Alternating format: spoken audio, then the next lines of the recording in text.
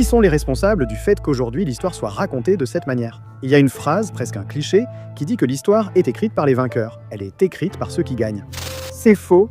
L'histoire de l'Espagne a été écrite par les perdants, qui cherchent aujourd'hui à obtenir par la loi ce qu'ils n'ont pas gagné autrefois. Ce discours lui est marqué par la guerre civile me vaudra de nombreuses critiques. Mais c'est la réalité. Combattre cette idée totalement éloignée de la réalité selon laquelle la Seconde République était ce lieu où nous vivions tous en paix et où de méchants fascistes ont décidé de détruire. La gauche est sectaire en prônant une fausse coexistence, ce qui la distingue aujourd'hui fortement de la droite conservatrice. La droite conservatrice, aussi totalitaire que beaucoup disent que nous sommes, je pense vraiment que nous pouvons coexister avec des personnes qui pensent différemment de nous. Mais la gauche, en réalité, ce qu'elle a cherché, c'est la destruction de la personne et cela fait partie de la culture de l'annulation dans laquelle nous sommes aujourd'hui. La principale différence entre la censure qui a pu exister à d'autres époques et la censure qui existe aujourd'hui, c'est qu'aujourd'hui on ne cherche pas à confronter des arguments, on ne cherche pas à confronter des idées, on cherche à détruire la personne. Cela illustre l'état d'esprit de la gauche, dont l'ADN consiste à détruire plutôt qu'à coexister avec ceux qui pensent différemment. Le gouvernement qui parle souvent de ne pas polariser ou de simplement répondre aux protestations, aux attaques des adversaires, ce qu'il fait en réalité, c'est financer des youtubeurs pour qu'ils lui fassent la campagne sur les réseaux sociaux.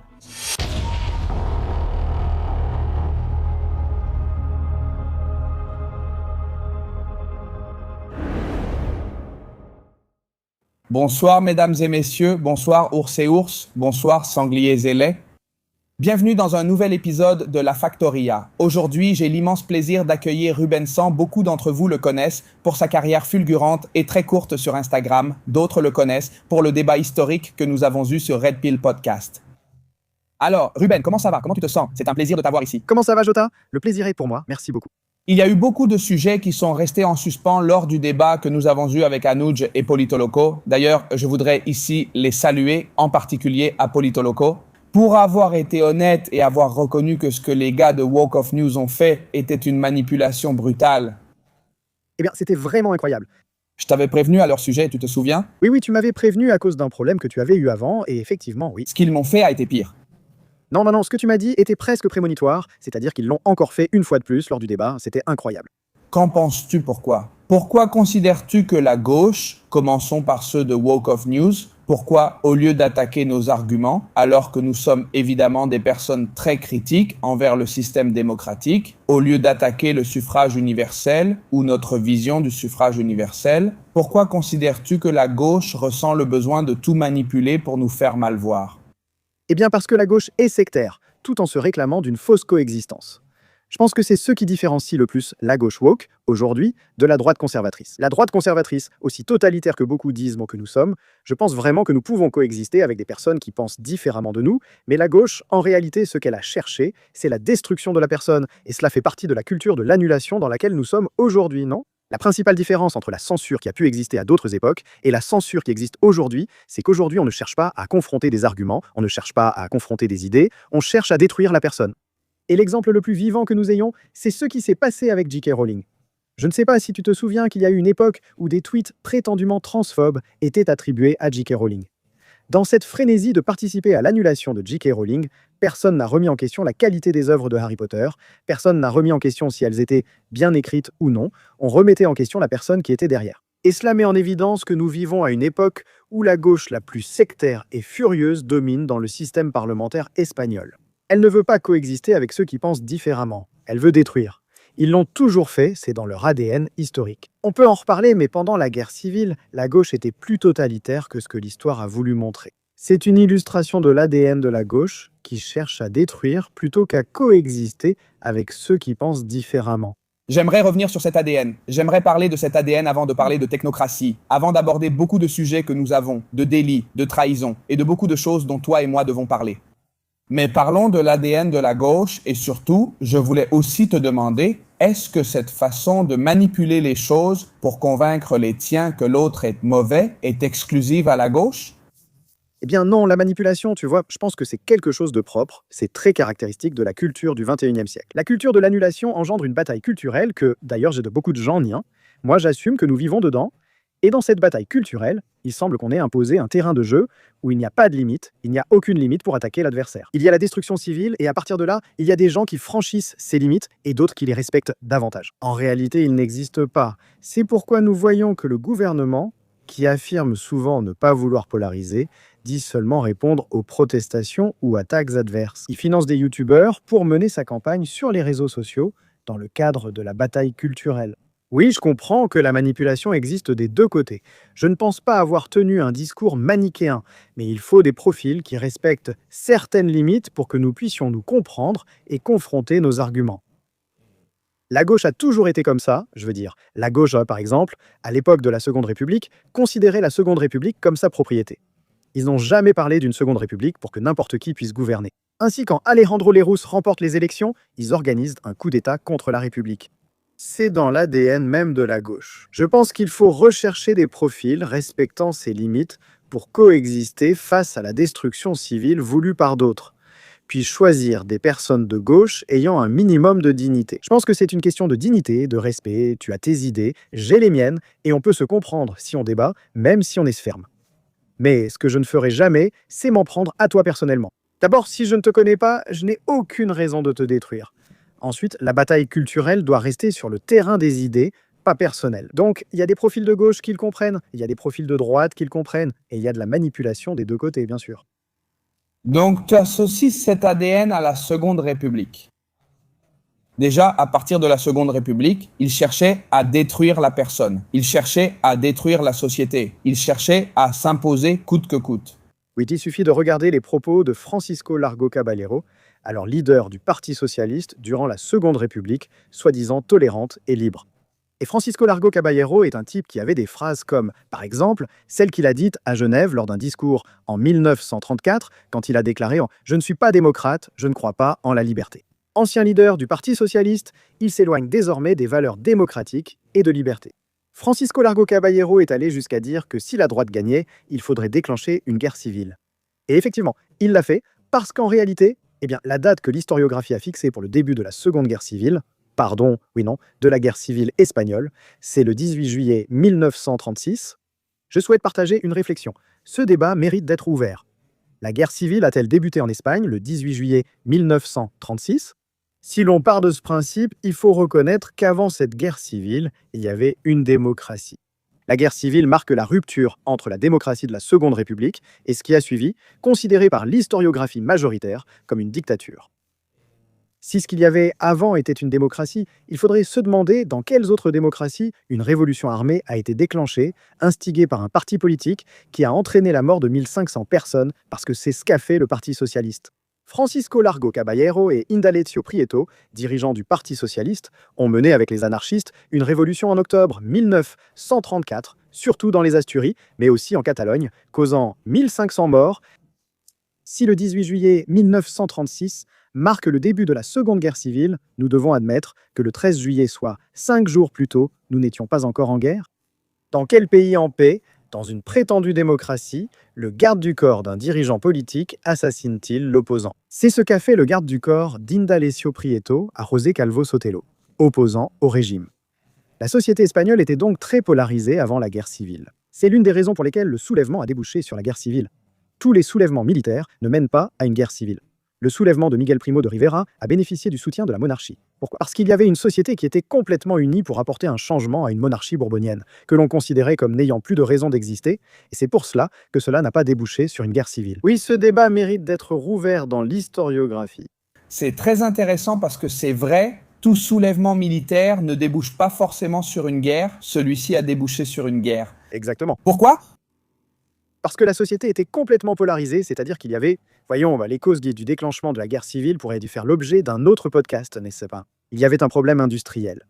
Alors que les autres puissances européennes avaient déjà entamé un processus de refondation consistant à industrialiser leur nation au début du XXe siècle, en Espagne, nous étions encore dans un pays largement agricole. Deux désamortissements brutaux au XIXe siècle ont causé un partage très injuste des terres, entraînant des problèmes agraires. Et ensuite, une seconde république qui non seulement ne s'occupe pas de résoudre ces problèmes, mais les aggrave encore plus, n'est-ce pas?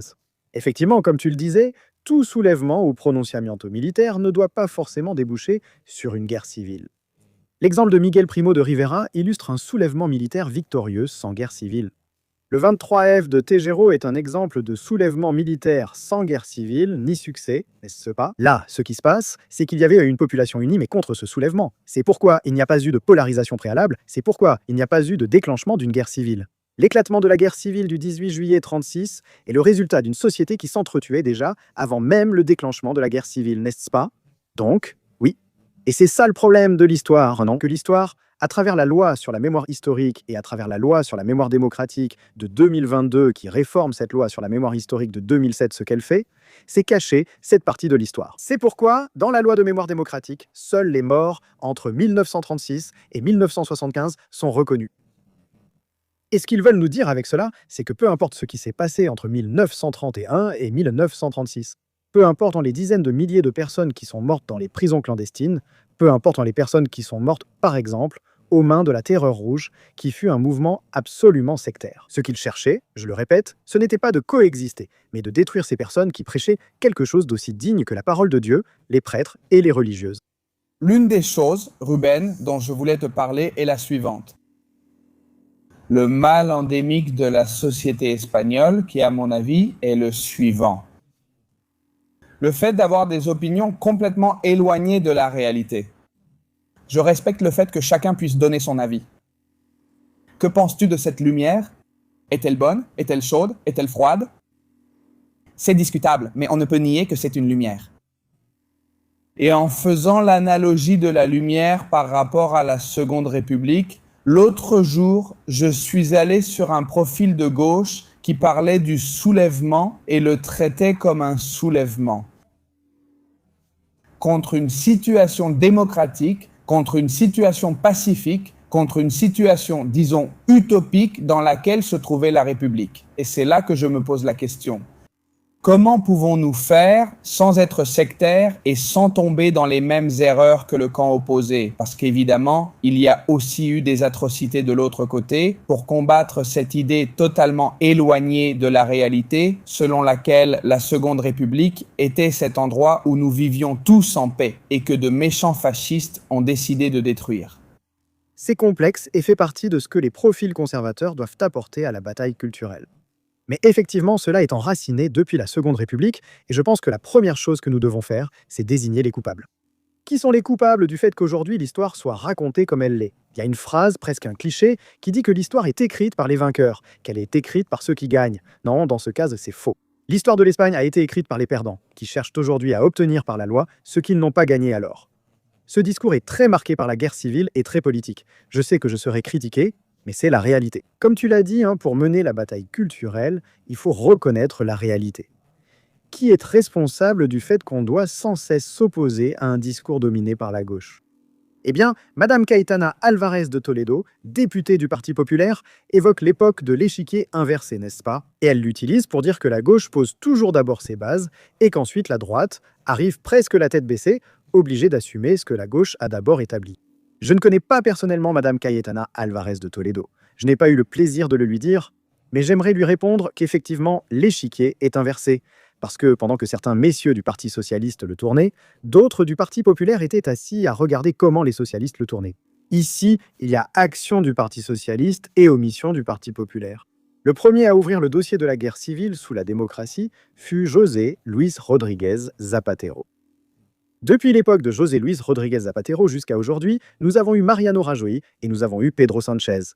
Et ce sont des présidents qui n'ont fait que continuer à alimenter ce problème que nous avons aujourd'hui avec la guerre civile. Un problème qui d'ailleurs semblait déjà avoir été surmonté en Espagne. Parce que nous avions tous admis, enfin, avec une meilleure ou une moins bonne appréciation de ce qu'a été la guerre civile, avec une meilleure ou une moins bonne appréciation de ce qu'a été la Seconde République, avec une meilleure ou une moins bonne appréciation de ce qu'a été le régime de Franco. Mais nous avions tous admis que cela faisait partie de notre passé. Le passé doit servir de base au présent, sans provoquer de conflit aujourd'hui. Cependant, ces gouvernements ont totalement détruit cette idée. Ce qu'ils ont fait, c'est essayer de détruire un passé commun que nous avions déjà surmonté en tant que nation. Et c'est pourquoi aujourd'hui, beaucoup des problèmes que nous avons dans la société du XXIe siècle s'expliquent parce qu'ils sont directement enracinés dans l'histoire de la guerre civile. Donc, ce que nous devons faire, c'est effectivement désigner les coupables. Les coupables sont le Parti socialiste qui agit activement et le Parti populaire qui agit par omission.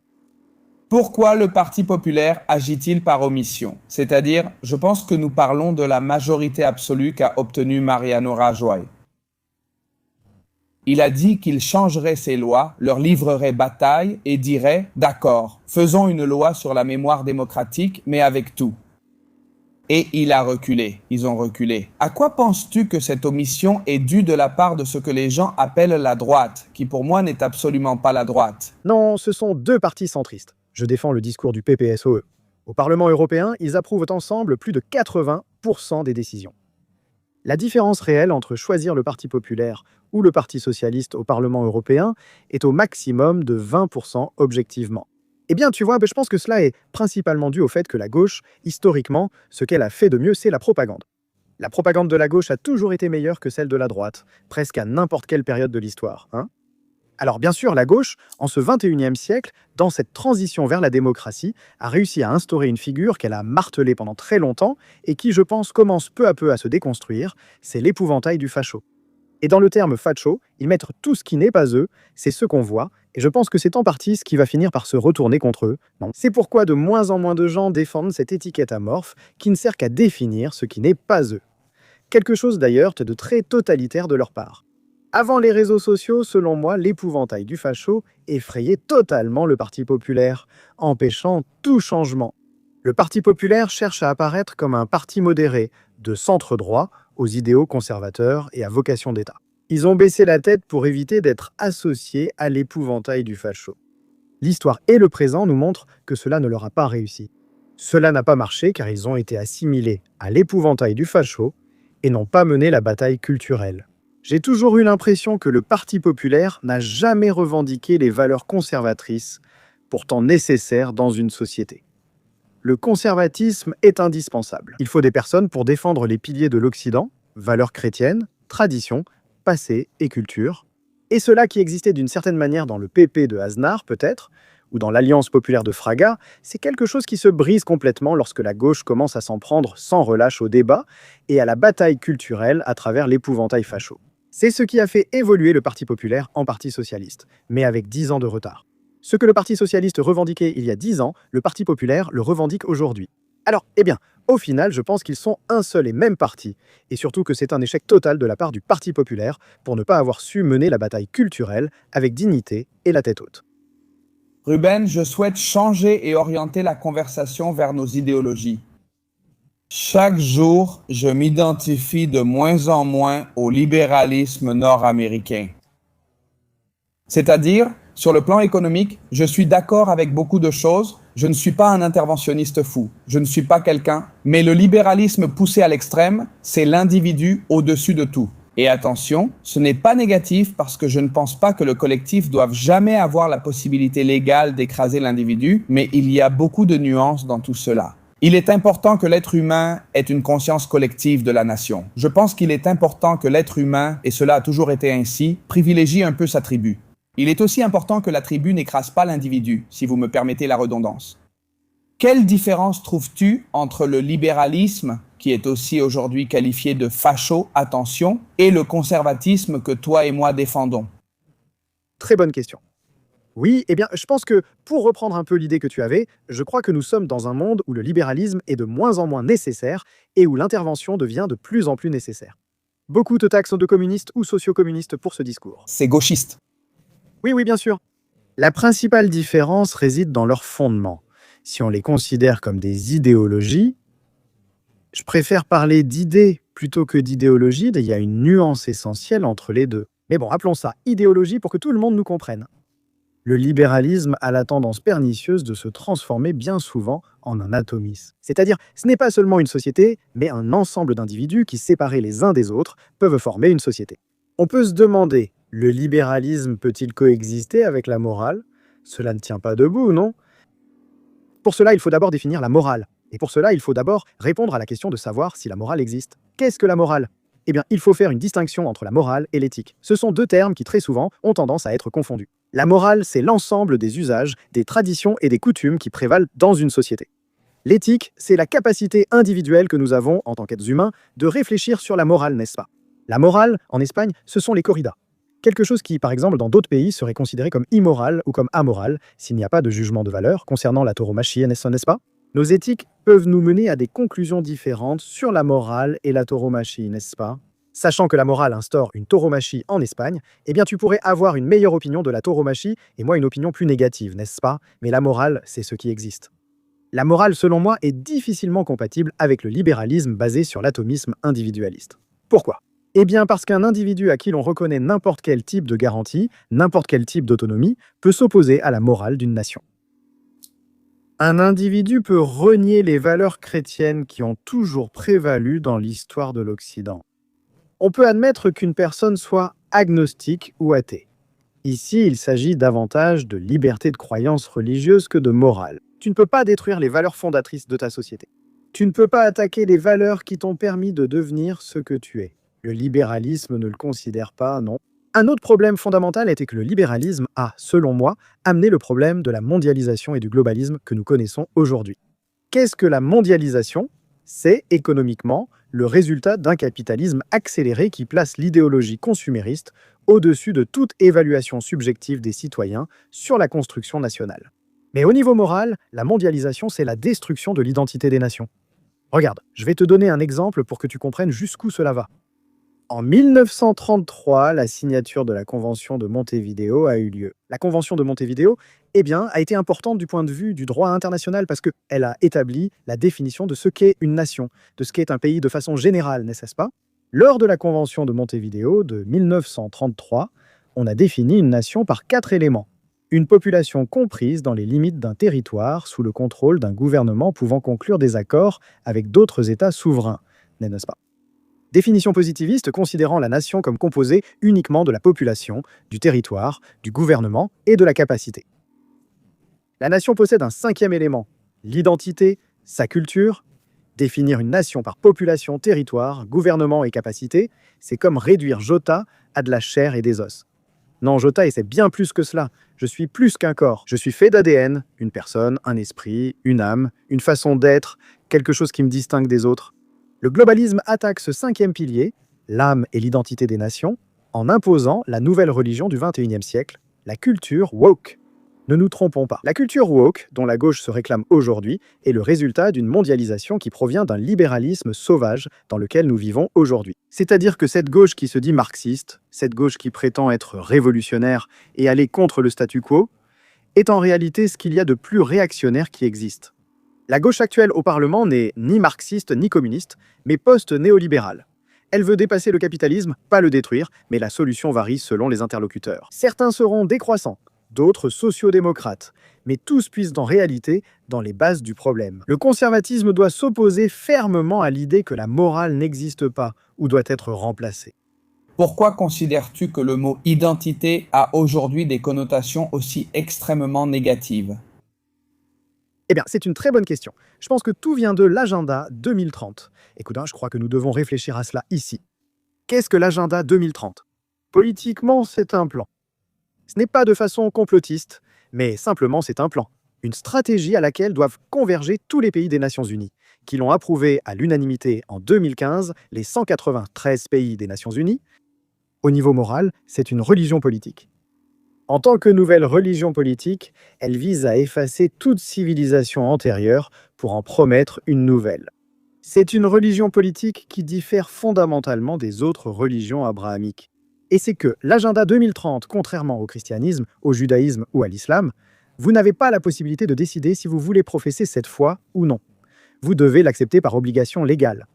Si cela ne vous plaît pas, désolé, c'est comme ça aujourd'hui. C'est la promesse du transhumanisme, c'est promettre à nouveau cette idée d'un surmoi, d'un être humain qui peut vivre au-dessus de ses frontières et au-dessus de l'idée d'une société et d'une nation. Donc cela ne fait que dynamiter l'identité des nations. Il agit avec tant de persuasion que même les nations finissent par croire qu'il est mauvais d'avoir une identité propre. Une façon de l'illustrer est, par exemple, ce qui se passe lorsque l'Espagne entre dans l'Union européenne. Lorsque l'Espagne entre dans l'Union européenne, elle cède une partie de sa souveraineté afin que tout cela puisse faire partie d'un organisme supranational. Cet organisme supranational légifère sur certaines conditions ou compétences que l'État espagnol possédait auparavant en tant qu'État souverain et que cet organisme détient désormais. Une organisation qui s'articule autour d'un siège à Bruxelles, d'un siège à Luxembourg, d'un siège à Strasbourg et d'un siège à Francfort, sans avoir la moindre idée de ce qui se passe en Espagne.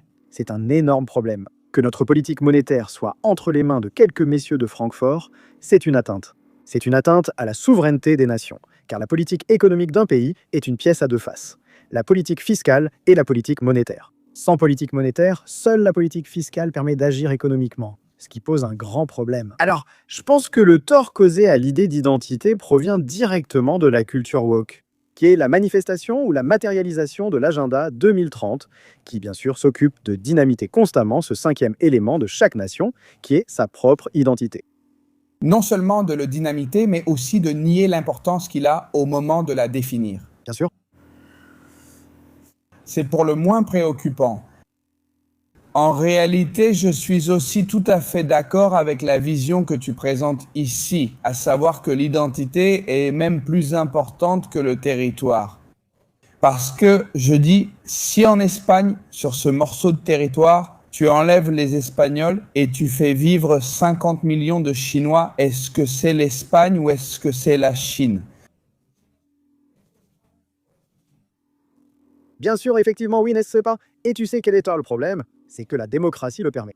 Notre système démocratique, je ne sais pas si tu voudras approfondir un peu plus ce sujet plus tard, permet que cela se produise, n'est-ce pas? Je recommande à tout le monde de lire un roman de Michel Houellebecq qui s'appelle Soumission, qui au départ est un roman dystopique, mais qui, à mon avis, se rapproche de plus en plus de la dure réalité comme Beaucoup de romans dystopiques, hein ? Comme beaucoup de romans dystopiques, non? Je pense que dans des siècles, on se servira de ce roman pour étudier, comme une œuvre prémonitoire, ce qui s'est passé et ce que nous n'avons jamais su voir, n'est-ce pas? Effectivement, toi, ce que tu dis, tu l'as très bien expliqué. Aujourd'hui, il pourrait se former, prenons l'exemple des Chinois dont tu parlais, un parti qui serait une fraternité de personnes chinoises vivant en Espagne, n'est-ce pas? Imagine que, du fait de politiques de natalité très ancrées dans leur culture chinoise, c'est-à-dire d'une morale qui les pousse à avoir plus d'enfants et à se reproduire. À force d'avoir plus d'enfants que les Espagnols, il arrive un moment où, en Espagne, nous sommes 25 millions de Chinois ou de personnes d'origine chinoise et 25 millions d'Espagnols. Ce parti politique, cette fraternité chinoise regroupant 25 millions de Chinois en Espagne, aurait toutes les majorités pour changer la législation espagnole. Si l'Espagne change sa législation, même si nous faisons partie de la même population, nous ne pourrons jamais parler de l'Espagne. Cela auquel nous faisons référence, même si nous avons un gouvernement, un territoire, des capacités et bien, une population qui se trouve dans les coordonnées géopolitiques de ce qu'est l'Espagne, nous ne pourrons jamais parler de l'Espagne. Parce que ce cinquième élément que la Convention de Montevideo omet, qui est l'identité des nations, a été détruit. La démocratie, je le répète, est un système totalement immoral. C'est absolument immoral. Il n'y a pas de critère du bien et du mal. Le seul critère du bien et du mal dépend de ce que la majorité d'une population décide à chaque instant. C'est un énorme problème. Si la démocratie permet de détruire l'identité d'une nation, on ne peut l'accepter comme système valable. Entrons dans ce sujet, entrons dans ce domaine, regarde comme tu souris, tu es ravi d'en parler. Parlons de la façon dont la démocratie permet cela, parlons des failles de la démocratie, et j'espère que Woke Up News nous fera un petit extrait. Oui, bon, voyons. Pour commencer à critiquer la démocratie, il faut d'abord définir ce qu'est la démocratie. Je pars du principe que la démocratie est immorale. Or, dire que la démocratie est immorale signifie que nous devons d'abord définir ce qu'est la démocratie et ce qu'est la morale. La morale, nous l'avons déjà définie comme cet ensemble de traditions, d'usages qui prévalent au sein d'une société. Qu'est-ce que la démocratie? Nous devons comprendre la démocratie comme une façon d'organiser le pouvoir au sein d'une société. Et c'est ici qu'interviennent beaucoup de ceux qui critiquent mon argument en disant « Non, la démocratie n'est pas si mauvaise, car il vaut mieux une démocratie qu'une dictature. » C'est une fausse dichotomie, un faux dilemme qui t'oblige à choisir d'emblée entre démocratie et dictature. C'est faux. Entre la démocratie et la dictature, il existe un immense éventail de possibilités qui redistribuent également le pouvoir au sein d'une société. Par exemple, un système où la distribution du pouvoir est garantie à un groupe élitiste ou à un groupe qualifié serait une technocratie, une épistocratie. La monarchie absolue est un mode de répartition du pouvoir où il appartient au monarque. Une société où il n'existerait aucune structure ni étatique ni supra-étatique pour canaliser l'organisation du pouvoir serait une anarchie. Dire qu'il n'existe que la démocratie ou la dictature est totalement faux. La démocratie se définit comme la répartition du pouvoir au sein du peuple, d'où démos, peuple, et kralis, pouvoir, où le pouvoir appartient au peuple. La démocratie a été pervertie et a complètement perdu le sens même du mot. Parce que la démocratie athénienne n'a rien à voir avec la démocratie représentative que nous avons dans la majeure partie de l'Occident. Je veux préciser un point. Il existe sur les réseaux sociaux un discours critique envers la démocratie, mais sous un autre angle, parfois confondu avec le mien. C'est celui de Ruben Gisbert et... Je l'ai mentionné car Ruben Gisbert ne considère pas cela comme une démocratie représentative. Bien sûr, effectivement. Ruben Gisbert, sans vouloir lui prêter des intentions particulières, je ne le connais pas et je n'ai pas... Je m'entends bien avec. Lui. Il est déjà venu et va revenir bientôt. Très bien, je ne le connais pas et je n'ai rien contre lui. Je connais son discours qui part des thèses et postulats d'Antonio Garcia Trevirano. Et c'est ce qu'il dit, moi pour simplifier au maximum et pour que les gens comprennent très facilement, pour moi Ruben Gisbert est un puriste de la démocratie. C'est-à-dire, il pense qu'en Espagne, la démocratie n'est pas aussi bonne que celle qu'il aimerait. Et c'est pourquoi il veut établir un modèle de démocratie différent de celui que nous avons aujourd'hui, qui serait une démocratie par mandat direct, avec des listes ouvertes et plus proche d'un système présidentiel que d'un système représentatif. Ma thèse. Je partage avec Ruben Gisbert la critique de la démocratie actuelle en Espagne. Mais je pense qu'il ne faut pas la dépasser par une démocratie à mandat direct, à listes ouvertes ou représentatives, mais par une technocratie qui est selon moi la clé. Quel est le problème de la démocratie? Continuons. La démocratie ne se confond jamais avec le suffrage universel, c'est une fausse équivalence. Le suffrage universel est une condition nécessaire, mais pas suffisante pour qu'il y ait démocratie.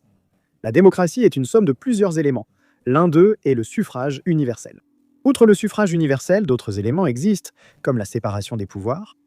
Une démocratie avec suffrage universel sans séparation des pouvoirs n'est pas une démocratie. C'est ce qui se passe en Espagne. En Espagne, il n'existe aucune séparation des pouvoirs.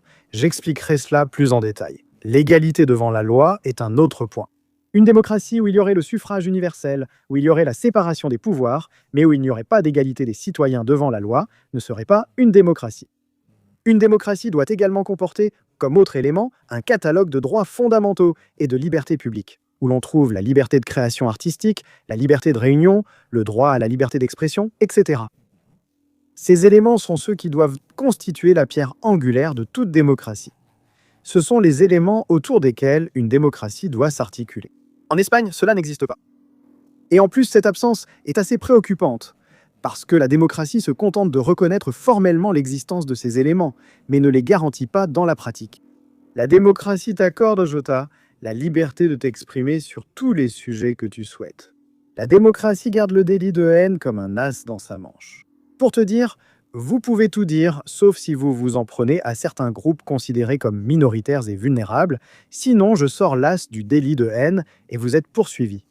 Ce n'est plus la liberté d'expression, mais une liberté restreinte.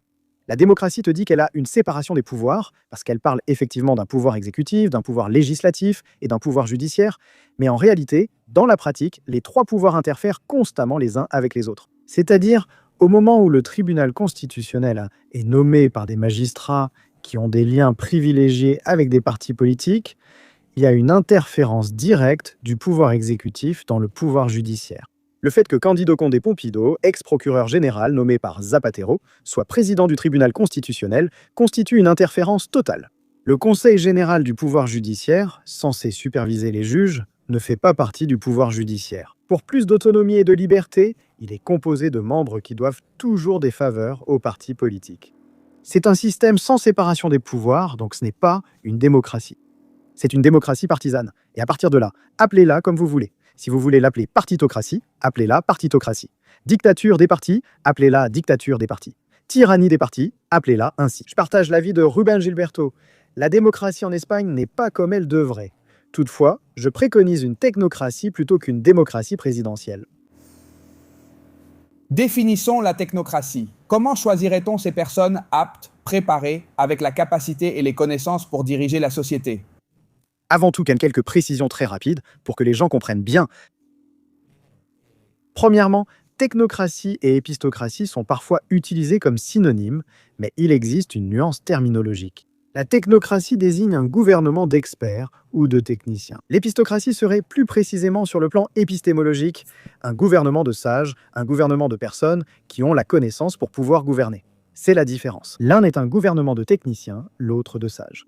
Or, au-delà de cela, je les utilise presque de manière interchangeable, parce que je pense qu'au final, ils servent à désigner la même chose, c'est-à-dire une élite.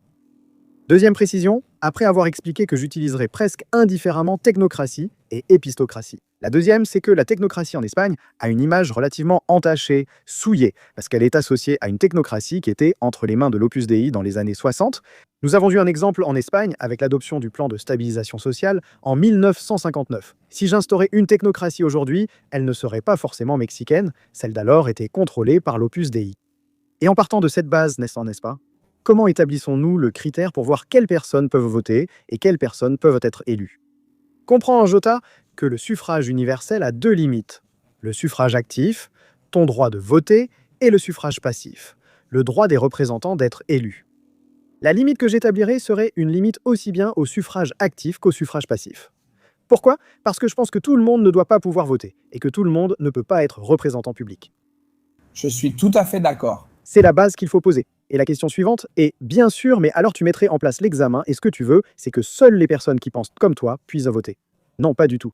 Et je le dis ouvertement, à mon examen devrait se présenter toute personne qui remplirait uniquement les conditions de nationalité. Seulement des conditions de nationalité. Maintenant, nous allons aborder la question de la nationalité. Peu importe qu'il soit un homme ou une femme, peu importe qu'il soit de gauche ou de droite, Souligne cela pour Boucault. peu importe qu'il soit un homme ou une femme, n'importe qui pourrait se présenter à cet examen. Parce que c'est là que réside la clé pour garantir l'égalité. Regarde, pardon de m'écarter un peu du sujet, j'y reviens tout de suite, je le fais très rapidement. La gauche ne cherche pas une égalité totale, il cherche une égalité des résultats. L'égalité doit être au départ, pas dans le résultat. L'égalité des résultats est une absurdité, c'est une impossibilité métaphysique. Ce que je veux, c'est que tout le monde ait les mêmes conditions, qu'on parte de la même base, pas qu'on arrive au même résultat. L'égalité des résultats, c'est, imagine-toi Jota, qu'on passe un examen, tu obtiens un 6 et moi un 4, et le professeur pour... Ce serait sûrement l'inverse, Ruben. Ce n'est pas grave, alors moi j'obtiens un 6 et toi un 4. Toi un 7 et moi un 5, comme ça aucun de nous n'échoue. Non, mais l'exemple était, comme je te disais, un 6 et un 4. Le professeur, pour garantir l'égalité des résultats, te dit « Et Ruben, puisque tu as eu 2 points de plus que Jota, donne un point à Jota, tu gardes un 5 et lui aussi, comme ça vous réussissez tous les deux. » L'égalité des résultats est contre nature, contraire à la méritocratie et à toute société voulant prospérer. L'égalité des chances, c'est que chacun puisse passer l'examen, peu importe sa note. Il faut la préserver, et c'est cela que la gauche cherche à détruire. Donc à cet examen, tout le monde pourrait se présenter, à condition, je le répète, de remplir les critères de nationalité et bien sûr d'être majeur, qui sont les deux limites déjà établies aujourd'hui pour pouvoir voter en Espagne. Et à partir de là, quel type d'examen serait mis en place? Eh bien, ce qu'il faut dire, c'est qu'une technocratie peut être mise en place à travers un système d'examen pour accéder au vote, ou elle peut être mise en place sans examen. Quel serait un exemple de technocratie sans examen? Eh bien, par exemple, une technocratie où tout le monde pourrait voter, mais où il existerait un organisme autonome, indépendant, composé d'un conseil d'experts ou de sages, qui serait celui qui pourrait opposer son veto aux décisions prises par les partis politiques lorsque ces décisions seraient contraires à la morale, à l'efficacité, à l'efficience, etc. Quel est le problème? Il y a un grand risque que cette institution indépendante, similaire au Conseil général du pouvoir judiciaire, devienne vulnérable et soit de nouveau contrôlée par les partis politiques. C'est pourquoi l'autre alternative est un examen d'accès au vote. Quels critères faut-il introduire dans cet examen? Eh bien, à mon avis, il faut introduire des critères techniques. Une personne incapable de différencier le congrès du Sénat ne sait pas à quoi servent les 2 bulletins qu'elle met dans l'urne lors des élections. C'est très grave, cette personne va décider pour les autres, comme toi et moi. Nous devons d'abord informer cette personne sur ce pourquoi elle vote, afin qu'elle prenne conscience que son vote est une responsabilité envers les autres. L'idée de responsabilité est aussi la raison pour laquelle on impose un examen de conduite. Pourquoi pour pouvoir conduire? Pourquoi faut-il réussir un examen théorique puis un examen pratique pour obtenir un permis?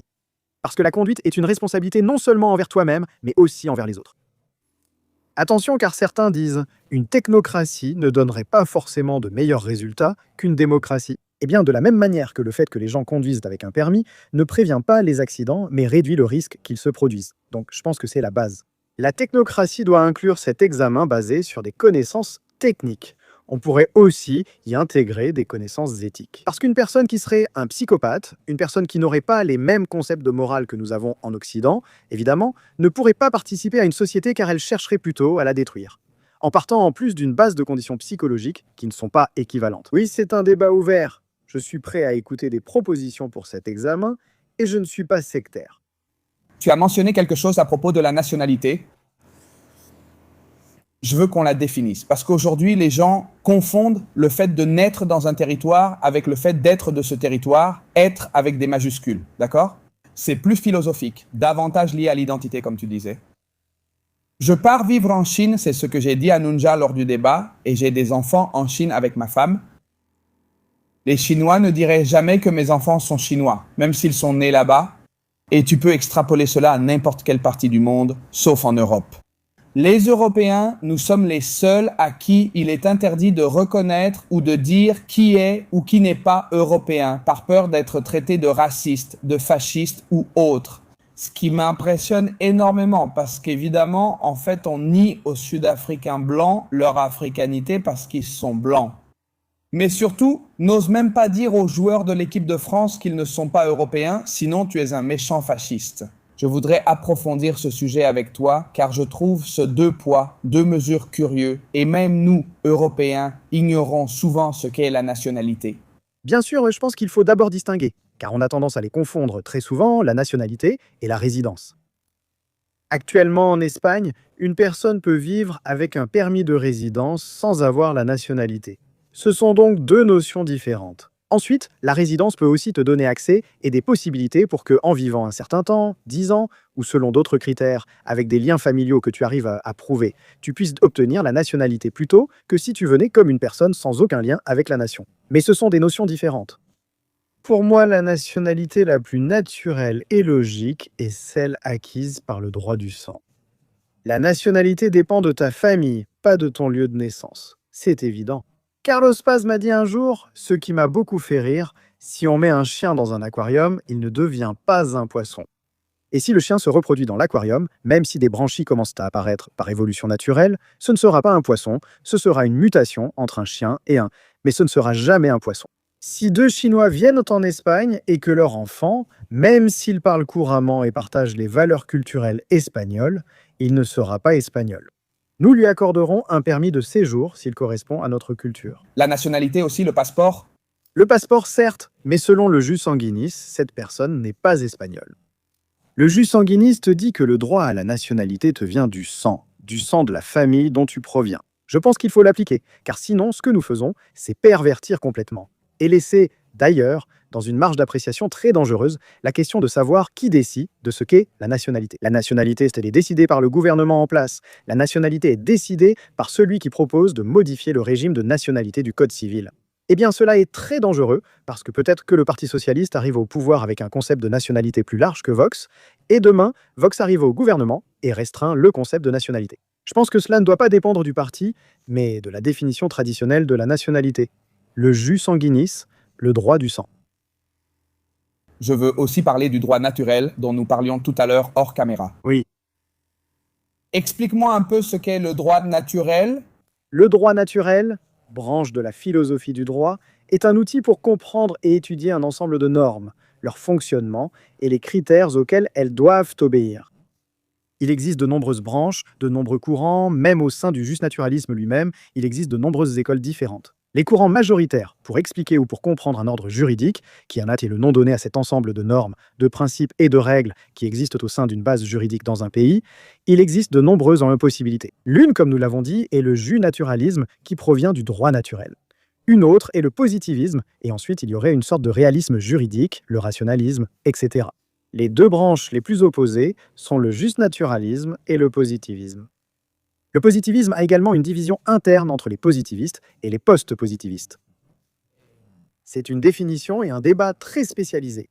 Grosso modo, pour que nous puissions nous comprendre, le positivisme part du principe que la morale peut être séparée de la législation, c'est-à-dire qu'il peut exister une nation sans morale et que cette morale est déterminée uniquement et exclusivement par la norme en vigueur à chaque moment. C'est ce que nous disions tout à l'heure, n'est-ce pas? Pour moi, la démocratie est un système purement positiviste, car elle suppose qu'un parti politique peut détruire la nation et la morale tout en subsistant sur notre territoire. C'est une idée positiviste, excluant la morale pour légiférer à l'intérieur des frontières d'un territoire. Le justnaturalisme considère que certains droits sont d'abord intrinsèques à la personne, puis à la nation.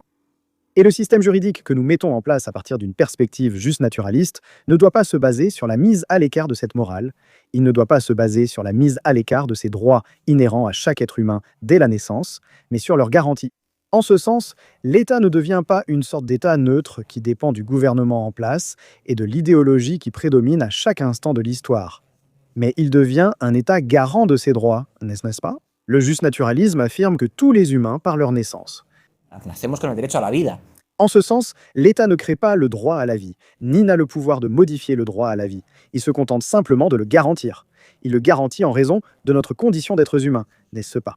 Le positivisme, lui, te dit que non, que si un État veut, demain, apporter une quelconque modification au droit à la vie, comme on le voit avec l'euthanasie et l'avortement, il peut le faire.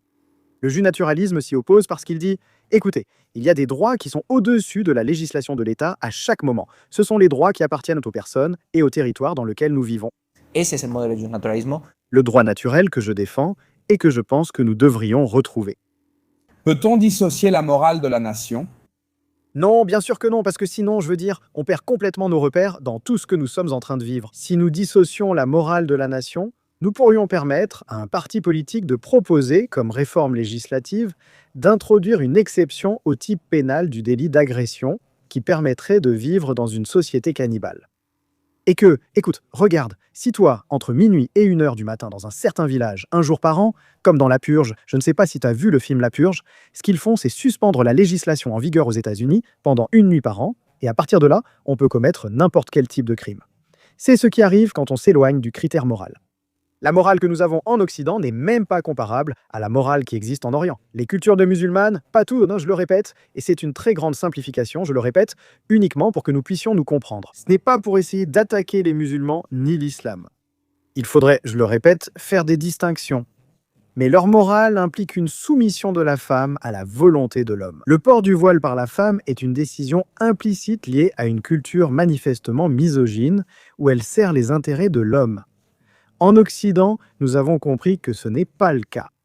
En écartant la morale occidentale, nous perdons l'outil qui distingue ce que nous jugeons acceptable de ce que nous ne jugeons pas acceptable. Donc la morale doit toujours être l'étalon de mesure et la morale doit exister. Parce que si la morale n'existait pas, écoute bien cette réflexion, si la morale n'existait pas, ma question est, pourquoi devrait-il exister un ensemble de règles ? S'il n'y avait aucun critère qui nous permette, en tant que société, de déterminer ce qui est bien et ce qui est mal, il n'aurait même pas de sens d'établir une constitution, un code pénal, un code civil. Cela n'aurait aucun sens. Parce que si tout est permis, si nous vivons dans une nation où absolument tout est permis, où nous ne comprenons pas que quelque chose est bien ou mal, nous n'associerions pas tuer au mal et aimer son prochain au bien. Si l'on ne reconnaît pas un critère de méchanceté dans l'assassinat, il n'est pas nécessaire de le qualifier de crime. Les sociétés sans morale finissent par s'autodétruire naturellement, comme l'a évoqué Hobbes dans le Léviathan. Hobbes disait que l'homme est un loup pour l'homme. Il disait que l'être humain, à l'état de nature, va utiliser tous les moyens qui peuvent garantir sa survie. C'est pourquoi il doit exister un État pour mettre une limite à l'action humaine qui, sinon, finirait par nous ramener à la loi de la jungle. C'est à cela que doit servir la morale. Peut-on dissocier la morale de la religion? Très bonne question. Non. Je veux dire, oui, voyons voir. En fait, non et oui. Il faut nuancer. Le justnaturalisme a un aspect où, effectivement, le droit naturel est aligné avec la loi divine. Mais il y a aussi une branche de justnaturalistes, ici nous pouvons citer Léo Strauss, qui essaie de trouver des arguments plus rationalistes, qui séparent l'idée du droit naturel de celle de la loi divine. Je ne crois pas. Elle doit toujours être accompagnée de la morale, et la morale est une conséquence de ce que nous avons compris à travers nos valeurs chrétiennes. Je l'ai dit lors du débat que nous avons eu. La société occidentale repose sur 3 piliers. La philosophie grecque, le droit romain et les valeurs chrétiennes. C'est-à-dire, les 10 commandements aujourd'hui ne diffèrent pas vraiment de ce que nous concevons comme la morale prédominante en Occident. Ils coïncident encore. En fait, ce sont surtout ton père et ta mère. Celui-là, oui, il est en train d'être complètement... il est en train d'être détruit et déplacé. Par exemple, tu ne tueras point, tu ne voleras point, tu aimeras ton prochain. Ce sont des idées que nous avons encore aujourd'hui. La religion doit, selon moi, être un point de départ. Comprendre nos origines permet de savoir où aller. Sans connaissance du passé, impossible de construire présent et avenir. Cela dit, j'admets qu'une personne peut être agnostique ou athée. Et en fait, j'admets qu'elle peut être agnostique et justnaturaliste. Il n'est pas nécessairement en accord avec la foi, même si beaucoup de branches ont connu cette division. Pour ma part, je me base sur les preuves. Et les preuves, ce que l'histoire nous montre, c'est que les sociétés qui ont le plus prospéré ont été les sociétés chrétiennes. Au-dessus de toute autre société, au-dessus de toute autre religion. Alors oui, je crois qu'il est aujourd'hui de plus en plus nécessaire de retrouver indiscutablement les valeurs chrétiennes et de les ramener à ce qui nous a permis de prospérer autrefois.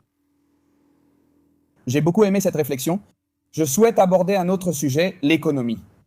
Tu as mentionné tout à l'heure qu'il ne peut pas y avoir de souveraineté sans notre propre monnaie, sans la création monétaire, et que ce monopole appartient à des gens à Francfort.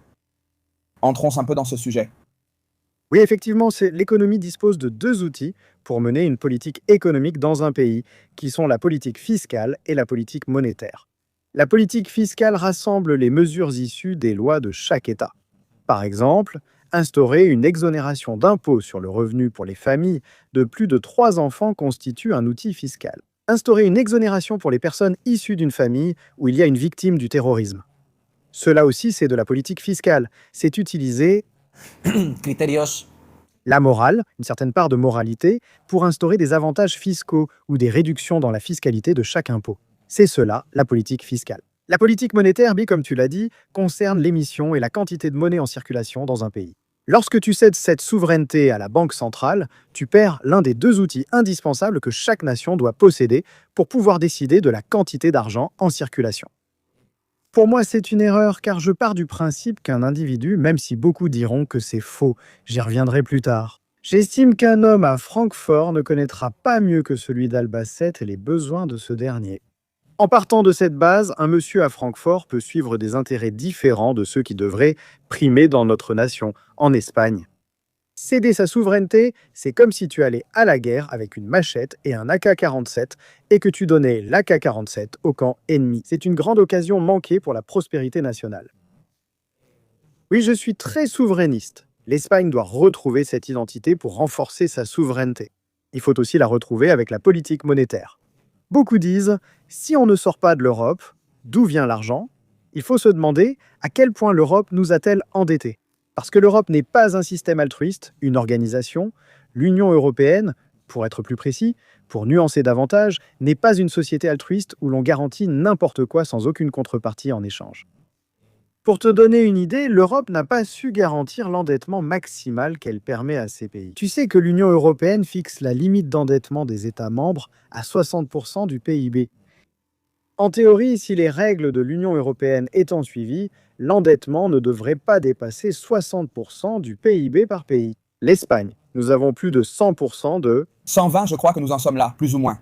Ça a un peu baissé. Nous étions à 115, mais maintenant nous sommes à 103-105%. La dette a-t-elle baissé? Oui, au moins, c'est une bonne nouvelle. Oui, Nous continuons à vivre au-dessus de ce que nous produisons en une année. évidemment. Je suis souverainiste dans ce sens, et je pense que la politique monétaire doit être entre les mains de la nation elle-même, pas entre celles de quelques messieurs à Francfort, à la Banque Centrale Européenne. C'est là que je vais te répondre avec l'argument qu'on m'a toujours donné en parlant de ce sujet, et c'est un argument extrêmement solide. La politique monétaire serait gérée par Pedro Sánchez. D'accord? Ma peur, je préfère que ce soit aux mains de ceux de Francfort. Les gens me le disent, et au fond, je leur donne raison. C'est le même argument que j'ai soumis à Eduardo García Serrano pour parler de monarchie ou de république. Eduardo García Serrano est phalangiste et il est républicain. Mais il me disait, écoute, je me suis toujours considéré comme républicain. Mais bien sûr, si la République implique de confier la fonction de chef de l'État à un politicien, je préfère presque un monarque, comme celui que nous avons, qui n'a pratiquement aucun pouvoir, plutôt que d'avoir la chefferie de l'État entre les mains de, je ne sais pas, Pedro Sánchez. De Pedro Sánchez, de celui qu'il choisirait, de Feijóo ou même d'Ángel Gabilondo, comme l'a dit Yolanda Díaz, non? Eh bien oui, effectivement, c'est un problème. C'est ce que disait Junts, non? Quand Junts a menacé de bloquer le Parlement en votant contre les décisions de Pedro Sánchez et du Parti socialiste, il a dit qu'il allait le bloquer. Et donc la question était de savoir ce qui allait mieux. Que Junts soutienne le gouvernement de Pedro Sánchez et que Pedro Sánchez puisse continuer à gouverner ou que Junts bloque le gouvernement de Pedro Sánchez. Je pense dans un modèle utopique qu'il ne devrait pas y avoir de parti politique. Il devrait y avoir des techniciens, des experts, et ce serait à eux de s'occuper de la politique. J'ai aussi dit cela lors du débat. Et tu vois, c'était relativement prémonitoire, parce que je ne sais pas si tu te souviens, Jota, qu'à un moment du débat que nous avons eu avec Anuj, j'ai fait une critique de la démocratie, et j'ai dit que la démocratie n'offrait pas aux citoyens le meilleur produit possible.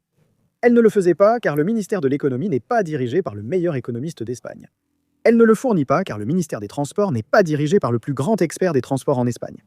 Sí, justo. Esto fue- Viene. L'accident a eu lieu hier. Absolument prémonitoire, malheureusement. Alors, bien sûr, si nous offrions une société, un modèle de distribution du pouvoir au peuple, ou au lieu d'avoir des partis politiques, d'ailleurs, tu sais quel est le sens? Je m'éloigne un peu du sujet, mais peut-être plus tard. Je me recentre. Tu sais quel est le sens historique de l'existence des partis politiques? Regarde, la démocratie née par mandat direct est apparue dans un contexte démographique où les sociétés étaient si petites qu'un représentant public pouvait avoir un petit groupe de citoyens. Imagine que nous remplissions cette salle avec 10 personnes qui vivent dans cette région. Imagine que nous délimitons cette salle comme une région et que 10 personnes y vivent. Chacune de ces 10 personnes aurait un contact avec un représentant de cette région. Cela est possible lorsque la démographie des sociétés, des cités ou des cités-États des pays est faible. Quand la croissance d'une nation passe de dizaines de milliers à des millions d'habitants, et non à d'autres dizaines de milliers. Il faut chercher un intermédiaire, une structure qui serve de tremplin pour que les citoyens, qui sont des millions et non plus quelques milliers, puissent se rapprocher de la prise de décision publique. Cette structure qui devrait servir de tremplin, ce sont les partis politiques. Quel est le problème ? La démocratie se pervertit et cesse d'être telle lorsque les partis politiques ne servent plus à promouvoir les citoyens, mais à les empêcher d'accéder au pouvoir et à le conserver pour eux-mêmes. Voilà ce que sont devenus les partis politiques. Ils sont totalement éloignés du sens historique et du mot « parti ». Pourquoi je te disais tout cela? Parce que je plaide fermement pour une société où il n'existe pas de parti. Une société où il y a des techniciens. Des personnes qui, sans propagande ni populisme, nous permettent, citoyens et espagnols, de placer le meilleur économiste à la tête du ministère de l'économie. Meilleur expert en transport au ministère des Transports. Plus grand expert en santé au ministère de la Santé. Plus grand expert en éducation. Meilleur professeur de l'histoire de l'Espagne au ministère de l'Éducation. Avoir un gouvernement composé de personnes compétentes et informées. Parce que sinon, on peut se retrouver dans le cas absolument pathologique et anormal que nous avons eu en Espagne, d'avoir un philosophe à la tête du ministère de la Santé, Salvador Illa. Comment pouvez-vous confier un ministère de la Santé à un type qui est philosophe de formation? Un philosophe peut-être à la culture. À l'éducation. Oscar Puente, il est quoi? Bonne question. Eh bien, à part un sacré connard, je ne sais pas. Oscar Puente, c'est un criminel. Je veux dire, c'est un type et de formation. Ah, ce doit être le droit, j'imagine. Il a dû étudier le droit. Moi, pardon pour l'insulte, c'est un type que je ne supporte absolument pas. Il me semble que c'est la représentation suprême du sectarisme le plus vil, d'une personne qui n'a aucun honneur ni aucun sens de la patrie, mais qui n'a qu'un intérêt purement partisan et personnel, ce qui est le plus dangereux. Si un parti est un parasite, alors une personne parasite dans ce parti est un double parasite, un passager clandestin parmi des profiteurs de la patrie. Voilà ce qu'est Oscar Puente pour moi. C'est donc une société de techniciens. Bien sûr, construire cela semble très bien en théorie. Mais en pratique, ce serait très compliqué car il faudrait presque abolir la Constitution de 78 en la modifiant totalement. Alors, es-tu en faveur de changer la Constitution ou le régime de 78 comme on l'appelle? Oui, le régime de 78, tout à fait. Pour une raison très simple. Voyons, je reconnais, pour ne pas être trop manichéen, je reconnais que la Constitution a représenté un progrès significatif par rapport aux années 60 de la technocratie instaurée par Franco. Pour moi, ce progrès, c'est le catalogue des droits fondamentaux et des libertés publiques, reconnu dans la première section du chapitre 2, titre 1 de la Constitution, articles 14 à 29, en reprenant un débat doctrinal qui existe beaucoup au sein du droit constitutionnel sur la question de savoir si l'on considère également comme droits fondamentaux ceux allant de l'article 29 à l'article 35. C'est aussi un débat très spécialisé.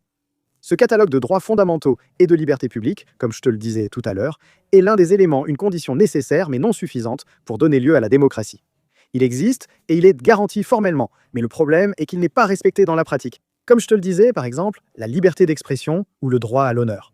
Le droit à l'honneur ne peut pas être garanti tant qu'il entre en conflit avec la liberté d'expression. Il faut donc faire une mise en balance entre les deux principes.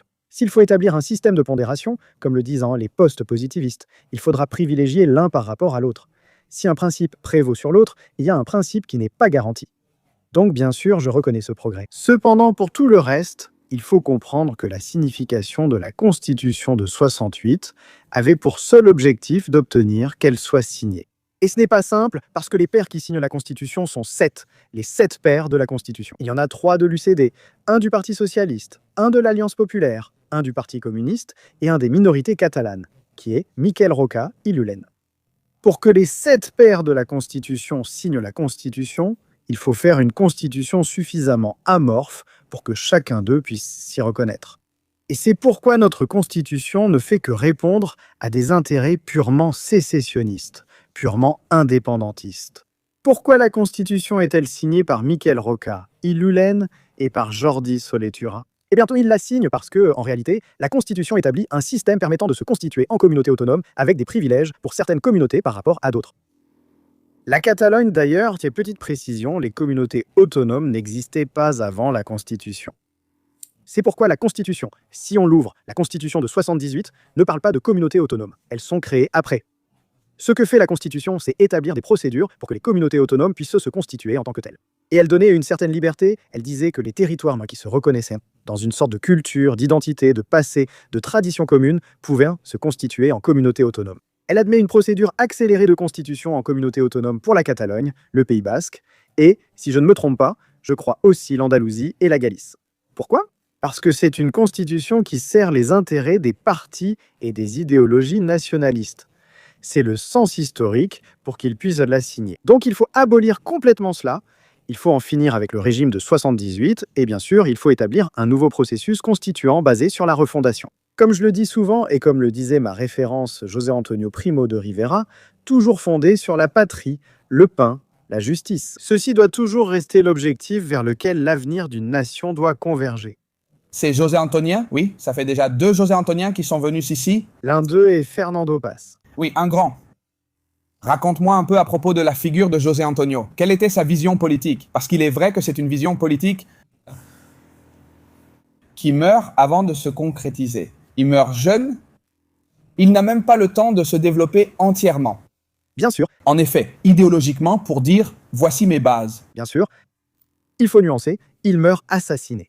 José Antonio Primo de Rivera est l'un des plus... ». Il meurt d'un cancer, C'est l'un des martyrs qui, pour diverses raisons, ne sera jamais reconnu par la loi de mémoire historique, qui n'a rien de démocratique. Eh bien, la première chose dont il faut parler, c'est de la figure de José Antonio. José Antonio, comme je le dis toujours, était un intellectuel. C'était un homme qui a troqué les armes contre la parole, la dialectique, la conversation. C'était un homme qui a réussi à faire en sorte que toutes les personnes qui l'ont connu, indépendamment de leur idéologie politique, reconnaissent dans son caractère humain avant toute autre chose. On peut le voir dans n'importe quel type de témoignage. Il était très ami avec Lorca. Avec Federico Garcia Lorca, il avait une certaine complicité avec lui, et en fait avec qui il n'a pas eu de bonnes relations personnelles, c'était avec Franco. Écoute, il y a une anecdote. Le lien qui unissait Franco à José Antonio Primo de Rivera, c'était Serrano Suñer. Serrano Suñer était camarade de José Antonio Primo de Rivera, à la faculté de droit, lorsque José Antonio étudiait le droit. Et il était aussi le beau-frère de Franco. Alors, Serrano Suñer, une fois, avant évidemment le déclenchement de la guerre civile, réunit José Antonio Primo de Rivera et Franco chez lui. C'est la seule fois documentée où José Antonio et Franco se sont rencontrés en personne. José Antonio raconte qu'il a été scandalisé, parce qu'il n'a pas vu Franco comme une personne ayant un projet d'État très clair, ni comme quelqu'un qui voulait rassembler la nation autour d'idées communes, mais plutôt comme un militaire.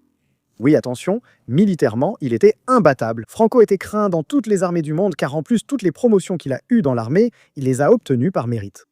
Pas par ancienneté, c'est inouï. Militaire redouté, mais comme homme d'État, José Antonio doutait plus de ses capacités. On raconte que José Antonio disait « Mon père était aussi un dictateur, mais au moins il était sympathique ». C'est donc une personne qui s'est finalement éloignée de l'idée de pays que Franco voulait construire, car il n'a pas vu chez lui une notion claire de nation. C'était par ailleurs un intellectuel. C'était un type qui a étudié le droit, qui a monté son propre cabinet d'avocat, qui a aussi été député pendant une très courte période au Parlement, aux Cortes, et qui avait une capacité d'orateur qui, pour moi, a été inégalée. Je n'ai jamais vu en Espagne un homme politique, ni avant ni après probablement, avec une capacité d'orateur semblable à la sienne. Mais surtout, ce qui m'intéresse chez lui, ensuite si tu veux, on parlera de son œuvre, mais chez lui, ce qui m'intéresse, c'est son humanité. Reconnaître l'humanité chez quelqu'un, même avec des différences idéologiques, n'est-ce pas ? C'est ce que je crois qu'on est en train de perdre complètement aujourd'hui. De nos jours, on est en train de déshumaniser. Tu l'expliquais très bien lors du débat, tu disais « Écoute, on vit à une époque où on est en train de déshumaniser les personnes qui viennent ici pour respirer, pour débattre, et dès qu'on voit que quelqu'un est de gauche, vraiment sans même prendre le temps d'écouter ce qu'il défend, comment il doit le défendre, on remet directement en question la personne elle-même, au lieu de remettre en question ses idées. C'est le résultat ultime de la déshumanisation, Et tout le monde s'accorde à dire que cela va à l'encontre de la vision de la personne selon José Antonio. Donc, cela concerne sa personne, son œuvre, qu'il n'a effectivement pas pu développer parce qu'il a effectivement été assassiné dans la prison d'Alitea. Alicante, mais pour moi il y a un trilemme essentiel qui définit parfaitement l'idée qui sous-tend la pensée de José Antonio Primo de Rivera, à savoir la patrie, le pain et la justice. Nous pouvons tester l'actualité de ce trilemme en imaginant les conséquences pour une société si l'on supprimait l'un de ces trois piliers. Nous pouvons imaginer une société où il y aurait un certain sens de la nation, de la patrie, où il y aurait du pain, c'est-à-dire des matières premières, mais où il n'y aurait pas de justice. Cela pourrait nous ramener à l'ancienne narcodictature du Venezuela. Je ne nie pas qu'au Venezuela, les gens étaient très patriotes. Je ne nie pas qu'il y avait des matières premières, même des ressources à l'intérieur du Venezuela, mais le problème, c'est qu'il n'y avait pas de justice. Il n'y avait pas de justice redistributive, car la majorité des matières premières étaient contrôlées par une infime minorité, une classe tyrannique du régime de Nicolas Maduro. Voilà ce qui arrive si on retire le pilier de la justice. S'il n'y a pas de justice, si nous avons une société sans justice, ce qui se passe, c'est que même s'il y a du pain et un sentiment national ou patriotique, la nation s'effondre complètement, elle chancelle. Une nation où il existerait un sentiment patriotique et un sens de la justice, mais où il n'y aurait pas de pain, ce serait une impossibilité métaphysique. Une nation sans matière première pour prospérer est vouée à devenir l'état satellite d'une autre qui les lui fournira contre une perte de souveraineté. Et que se passe-t-il dans une nation où il y aurait du pain, où il y aurait de la justice, mais où il n'y aurait pas d'idée de patrie? Eh bien, il se passerait quelque chose de très similaire à ce que nous voyons dans les sociétés occidentales. Les sociétés occidentales remettent en cause l'identité via des organisations supranationales comme l'Union européenne ou l'ONU.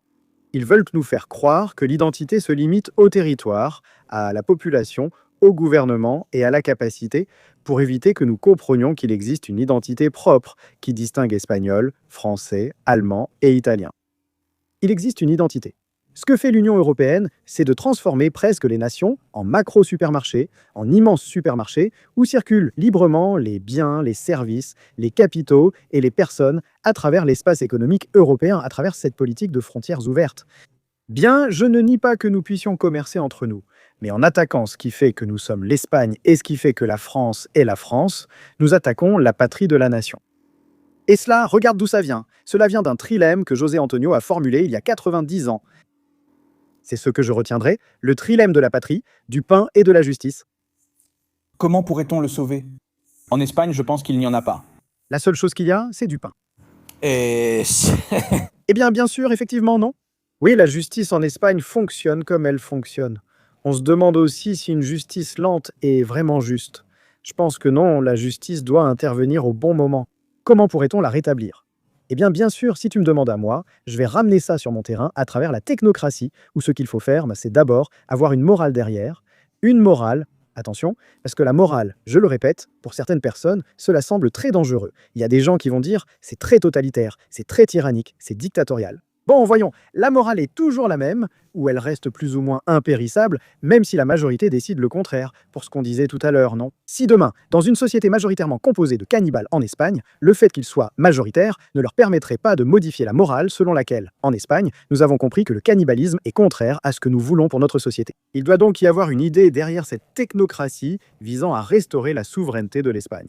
L'Espagne doit retrouver sa souveraineté en se détachant des organisations supranationales comme l'Union européenne, les Nations unies, l'OTAN ou l'OCDE, cette dernière étant davantage une union économique que politique, qui affaiblit son identité et implique une cession continue de compétences. Il faut donc récupérer cette souveraineté. Après avoir retrouvé la souveraineté, il faut engager un nouveau processus de refondation. Quand tout nous a fait défaut, quand la démocratie nous fait défaut, parce qu'elle nous promet la liberté et ce qu'elle nous apporte, c'est l'esclavage et la soumission au régime de 78, quand ce sont les politiciens qui nous font défaut. Ceux qui sont censés proposer d'avancer dans la même direction et qui créent encore plus de polarisation qu'il n'y en avait auparavant. Lorsque le libre marché échoue, promettant prospérité mais causant l'endettement, il ne reste qu'à repartir de zéro. Repartir de zéro encore une fois. Repartir avec notre peuple, notre seul point commun. Les Espagnols sont unis uniquement par leur nationalité et leur histoire commune. Si nous oublions ce passé commun, ou si nous le faisons taire, ou si nous le salissons, ou si nous l'embellissons, ou si nous le cachons, ce que nous faisons, c'est créer une société où rien ne nous unit absolument. Je crois en une société souveraine. Ce que je vais dire paraîtra très communiste à beaucoup. Ce processus de refondation doit commencer par le bas. Ça doit commencer par la base. Comme je le disais, parce que ceux d'en haut nous ont laissé tomber, et quand ceux d'en haut nous laissent tomber, il ne nous reste que ceux qui ont toujours été là. C'est cette idée que seul le peuple sauve le peuple. Nous l'avons vu à La Havane, nous l'avons vu à La Palma, nous l'avons vu à Adamuz hier, nous l'avons vu le 11 mars 2004. Seul le peuple sauve le peuple. Si nous voulons que ce soit ainsi, le peuple doit être uni. Pour s'unir, il faut reconnaître le problème. Pour résoudre ce problème, je propose une refondation totale, partant de zéro, visant toujours à restaurer la souveraineté nationale. Compte sur moi pour ce projet. Pour conclure, mais il me semble extrêmement important d'avoir une personne aussi instruite et aussi cultivée concernant l'histoire de José Antonio, de la phalange, du fascisme en général. Je veux qu'on fasse une distinction claire, que tu me fasses une distinction claire entre ce que sont les idées de José Antonio, les idées d'Adolphe, les idées de Mussolini, parce que beaucoup de gens, comme tu l'as bien dit, l'épouvantail, facho. Aujourd'hui, beaucoup pensent que ces personnages étaient semblables, s'entendaient bien et partageaient des idées majeures comme sur la race. Je ne le crois pas. Je pense qu'il existe une distinction claire entre tous, y compris Franco. Je pense que les gens doivent commencer à analyser ces phénomènes de manière beaucoup plus critique, de façon beaucoup plus académique, de façon beaucoup plus intellectuelle et non comme des armes qu'on utilise aujourd'hui comme des projectiles politiques. Alors, quelle est la principale distinction? Eh bien, Le côté humain, tu l'as déjà dit. oui, politiquement, José Antonio n'a jamais été dictateur. Il faut que ce soit clair. José Antonio n'a jamais participé à l'assassinat d'une seule personne, au contraire. Je l'ai expliqué de très nombreuses fois lorsque de nombreux journaux, comme l'ABC ou La Nation, ont commencé à financer la Phalange. Au sein de la Phalange, lors de sa création, il existait un certain secteur très conservateur qui voulait que la Phalange espagnole devienne un groupe de pression, un groupe de choc, un groupe de gros bras sans contenu idéologique ou intellectuel clair, mais simplement pour exercer une pression physique. José Antonio, ce qu'il fait, c'est réprimer ce secteur de la Phalange qui ne donne pas de projet intellectuel à l'idée de la Phalange. C'est-à-dire qu'il a toujours réprimé le moindre signe de violence qui pouvait exister. Appelait-il José Antonio le Fossoyeur? Oui, Juan Simón le Fossoyeur, on l'appelait ainsi en référence à une chanson populaire de l'époque. sobre Juan Simón. En effet, il devait sans cesse assister aux enterrements de phalangistes tués par les chiribis, socialistes, anarchistes, etc. Donc, c'est la première chose. José Antonio n'a jamais été un dictateur, José Antonio n'a jamais été un assassin, c'était un intellectuel, purement un intellectuel. Deuxièmement, José Antonio s'inspire effectivement à ses débuts, tout comme les juntes de Ramiro Ledesma Ramos et Onésimo Redondo d'un premier fascisme. C'est un immense débat ouvert, parce que la première question que nous devrions nous poser est le fascisme, à mon avis, est-ce le régime de Mussolini dans le contexte de l'Italie, où Mussolini a gouverné et dirigé l'Italie? C'est ce que disait Renzo de Felice, qui pour moi était l'un des meilleurs historiens du fascisme, avec peut-être Éric Béguelin. Ils disent que le fascisme n'est pas un fascisme générique, c'est-à-dire qu'on ne peut pas parler de fascisme générique pour autre chose que le régime concret de Mussolini. Il est vrai que le fascisme peut influencer d'autres régimes, et il est vrai que Ramiro Ledesma Ramos, principalement lui, mais aussi José Antonio, au début, ont certains liens ou reprennent certains caractères propres au fascisme. José Antonio, par exemple, raconte dans une introduction à la doctrine du fascisme de Mussolini comment il a voyagé en Italie, a rencontré Mussolini, et qu'au début, il a été assez impressionné par la figure patriarcale que lui inspirait la figure de Mussolini dans son bureau, dans le Grand Palais. Et il disait qu'il avait pu comprendre mieux que jamais ce qu'était le fascisme, lorsqu'il a vu Mussolini comme la figure d'un patriarche depuis le balcon de son palais, surveillant que le peuple allait bien. C'est l'image du fascisme qui lui est restée. Mais au fil de la brève carrière intellectuelle de José Antonio, il commence à s'en détacher. Il affirme finalement que le corporatisme, pilier du fascisme, n'est guère que du vent. Quant au capitalisme, José Antonio a aussi été assez critique envers le libéralisme. En fait, je dis toujours que José Antonio a été bien plus critique envers le libéralisme qu'envers le marxisme. Cela ne veut pas dire pour autant qu'il était marxiste ni communiste, loin de là. Mais José Antonio a compris la nécessité pour la classe ouvrière de se rassembler sous une idéologie qui, selon lui, était trompeuse mais nécessaire, comme le marxisme en tant que réponse logique à ce qu'était le libéralisme. Donc, la différence principale est purement doctrinale, elle est idéologique. José Antonio commence par avoir des rapprochements avec le fascisme, tout comme Ramiro López Ramos et Eximo Redondo, mais il finit par s'en détacher complètement. Et ils le font formellement à la suite d'un communiqué publié par le journal La Nation en 1974, dans lequel il est dit que la Phalange espagnole n'est pas un parti fasciste. Et il le fait en plus à un moment où le fascisme était à son apogée, c'est-à-dire où il aurait été politiquement ou géopolitiquement plus intelligent de s'associer au fascisme. Et ce n'est pas la même chose que de le faire aujourd'hui. C'est une opinion contre-majoritaire. Effectivement, à cette époque, c'était une opinion majoritaire. Elle était à son apogée absolu. Et d'autre part, Hitler est un national-socialiste. Comprendre le national-socialisme nécessite de saisir la théorie des races, théorie que José Antonio rejette ouvertement. José Antonio envisageait une nation où différentes races pourraient s'intégrer, tant que ces valeurs essentielles subsistaient. Il agit ainsi car il s'appuie sur des manuscrits de droit international différents de ceux de la théorie raciale nationale-socialiste. Mais bon, cette branche antisémite, qui est bien propre aux nationaux-socialistes, n'était pas aussi enracinée chez José Antonio. La dictature de Franco, il y a un débat ouvert pour savoir si on peut la considérer comme antisémite ou non. Elle était nationale-catholique, donc son antisémitisme tenait davantage à des raisons politiques qu'à des raisons religieuses, car seul le catholicisme avait sa place dans sa vision de l'État. Donc, la différence est absolument doctrinale. Il y a une première approche, je le répète, dans les premières années de vie, lorsque la phalange et les gens se fusionnent, mais ensuite elles finissent vraiment par se séparer, et aujourd'hui la phalange n'est pas un parti fasciste. De plus, à mon avis, aujourd'hui, le fascisme n'existe pas en Espagne. Que le fascisme n'existe pas en Espagne, j'anticipe déjà plusieurs commentaires, cela ne veut pas dire qu'il n'y a pas de personnes qui s'auto-identifient comme fascistes. Bien sûr, ce sont des choses différentes. Bien sûr, mais ce que je veux dire, c'est qu'il a disparu structurellement. Oui, mais par exemple, Vox. Ce n'est pas un parti fasciste. Comment définirais-tu Vox idéologiquement? Vox est un parti conservateur, je pense que c'est un parti conservateur, qui d'ailleurs a opéré des changements ces dernières années. Un changement dans sa politique économique. Ruben Manso-Olivar disait « Ruben Manso-Olivar était l'un des cerveaux derrière le premier programme économique que Vox a présenté aux élections de 2018, je m'en souviens, 2019... Un programme qui d'ailleurs a été applaudi par Juan Ramón Rayo, ce qui nous laisse déjà entendre que c'était un programme manifestement libéral. Effectivement, n'est-ce pas? Ce programme diffère du nouveau programme économique de Vox, car la trajectoire du parti évolue aussi, n'est-ce pas? Pour que nous comprenions bien, on a toujours dit que Vox était divisé en deux ailes, l'aile conservatrice et l'aile libérale. Effectivement. Et dans cette lutte interne, dans cette décision qui existait au sein de Vox, c'est l'aile conservatrice qui s'impose de plus en plus. Et il est vrai que, si l'on observe les profils qui sont entrés chez Vox et ceux qui en sont sortis, on peut établir une certaine corrélation avec cette idée. C'est-à-dire que des personnes comme Ruben Manso-Olivar, Iván Espinosa de Los Monteros, Víctor Sánchez del Real, ce type de personnes qui étaient les porte-drapeaux du côté le plus libéral de Vox, sont partis. Et Carlos Queiroz est entré, qui était quelqu'un qui a une politique relativement interventionniste dans le système et le marché du logement, non? Donc Vox est ce parti-là. Eh bien, Vox n'est pas un parti fasciste, que cela plaise ou non. Pourquoi? Parce que le fascisme est avant tout un dépassement de la démocratie. Si l'on lit la doctrine du fascisme de Mussolini, Mussolini parle justement de dépasser les démocraties libérales qui, selon lui, avaient conduit l'Occident à la misère la plus absolue au cours du siècle précédent, au XIXe siècle. Et pour dépasser cette première formulation de la démocratie, il crée un système, la doctrine d'un système fasciste, qui est un dépassement de la démocratie. Vox est un parti qui naît dans le cadre d'un régime démocratique et qui se perpétue au sein d'un régime démocratique. Et il gouverne les communautés autonomes qu'il gouverne dans un régime démocratique, sans changer le régime démocratique.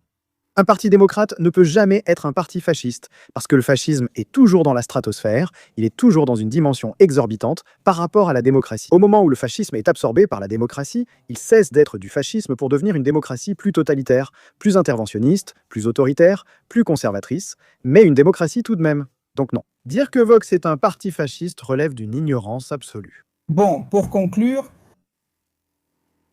dans ta philosophie politique, considérerais-tu que le crime de trahison devrait être appliqué beaucoup plus souvent qu'il ne l'est aujourd'hui? Tu l'as dit clairement. Oui, il existe un crime de trahison défini à l'article 592 du Code pénal, mais il n'est pas appliqué dans la pratique. Voyons voir. Lorsqu'un État vend sa souveraineté ou cède une partie de sa souveraineté sans contrepartie, ou pour des intérêts plus partisans que généraux à une nation étrangère, c'est une trahison envers la patrie. Cela doit être plus présent dans le débat public. C'est-à-dire, nous sommes encore en train de découvrir ce qui se cache derrière ces affaires, ces présumées affaires louches de Zapatero avec l'ancienne narcodictature du Venezuela. Le terme « ex » est discutable. Bon, c'est discutable avec le Venezuela. Disons juste du Venezuela pour éviter un autre débat, sinon on ne finira jamais ce podcast. Je pense qu'on ne voit que la partie émergée de l'iceberg. C'est une prémonition que j'exprime en ouvrant une parenthèse. Je pense que la majeure partie de la corruption sera révélée en Espagne en 2027, quand la population n'aura pas le temps d'oublier la corruption qui a existé, vu le peu de temps qu'il restera avant les élections générales. Là, je pense que c'est à ce moment-là qu'on verra absolument tout ce qu'on doit voir. Au-delà de ça, je pense qu'il faudrait enquêter, indépendamment du fait que Zapatero soit finalement coupable ou non, pour l'affaire Servi-Navarro, pour l'affaire Plus Ultra, pour l'affaire Delcy. Qu'il soit finalement coupable ou non, je pense qu'il y a quand même une trahison. Parce que lorsque tu agis davantage pour les intérêts d'une souveraineté étrangère, d'une puissance étrangère, que pour ceux de ta propre puissance, tu cèdes, tu trahis l'idée même de la nation. Par exemple, le ministre des Affaires étrangères, M. Alvarez, n'est-ce pas? Rappelons qu'en mai 2021, 8000 Maghrébins sont entrés à Ceuta en 48 heures. Ils sont venus suite à la politique de frontières assouplies affichée par Mohamed VI. Leur entrée au début crée de l'incertitude. Regarde, l'affaire était si grave que l'Union européenne et les Nations unies ont dû intervenir, en précisant que l'intervention passe toujours par le soft law. Nous savons déjà que ces organisations supranationales, bien qu'ayant un pouvoir coercitif, ne l'utilisent que pour limiter la souveraineté des nations et non pour intervenir quand il le faudrait. Et ce qu'ils ont dit, c'est que, il fallait parvenir à un accord mutuel entre eux, ou que le Maroc et l'Espagne devaient améliorer leurs relations, parce que les frontières marocaines étaient aussi des frontières. Les frontières de Ceuta étaient des frontières européennes, bref, un énorme bazar, non? Après que ces 8000 Marocains soient arrivés à Ceuta en 48 heures, grâce à la flexibilisation des frontières par Mohamed VI, quelques mois plus tard, moins d'un an après, nous avions le ministre des Affaires étrangères reconnaissant le plan d'autonomie marocain sur le Sahara occidental. C'est une trahison. C'est exactement ce que prévoit l'article 592 du Code pénal. Le problème, c'est qu'il n'y a pas d'enquête. Eh bien oui, je pense que c'est un débat qu'on devrait avoir, mais il faut effectivement comprendre, comme je l'ai dit lors du débat d'ailleurs, qu'il y a des personnes, des États et des organisations qui veulent détruire l'identité des nations. Ces personnes, États et organisations, si l'Espagne a la compétence judiciaire, doivent être poursuivies pour trahison, sans aucun doute. Ruben, ça a été un immense plaisir de t'avoir ici. J'aimerais qu'on termine cette émission avec toi en disant quelque chose au public. Eh bien, écoute, je vais surtout m'adresser aux jeunes, parce que ce sont ceux avec qui, pour des raisons d'âge, je peux le plus m'identifier. Je pense que c'est un très mauvais moment pour croire la première chose qu'on nous dit. Si tel était le cas, si nous devions croire la première version, il faudrait admettre que 90% de l'immigration vient du Mali, selon Sarah Santablaya, ou que les fausses plaintes représentent 0,01%, comme on vous l'a souvent dit. Je ne demanderai jamais à personne de penser exactement comme moi. Vous pouvez être d'accord avec moi sur une partie du discours, vous pouvez rejeter totalement tout ce que je dis. Ce que je vous demande, c'est d'avoir un esprit critique et une capacité d'analyse pour voir si la personne en face de vous est un escroc ou quelqu'un qui a la volonté de créer une nation meilleure. Je pense que c'est ainsi que nous progresserons en tant que personne et nation. Énorme Ruben, ça a été un immense plaisir de t'avoir ici, vraiment, j'ai adoré. Nous parlerons de beaucoup d'autres choses parce que je pense qu'il y a beaucoup de sujets que nous pouvons aborder, beaucoup de débats que nous pouvons organiser. Et ça a été un immense plaisir ton intervention sur les réseaux sociaux. Je te l'ai déjà dit, MVP absolu de ce dernier trimestre. Continue comme ça et surtout continue à instruire beaucoup de gens, moi y compris, parce que vraiment le niveau académique est extrêmement important dans ce genre de thématique. Messieurs, ce fut un grand plaisir d'être ici avec vous aujourd'hui. Rendez-vous au prochain épisode de La Factoria.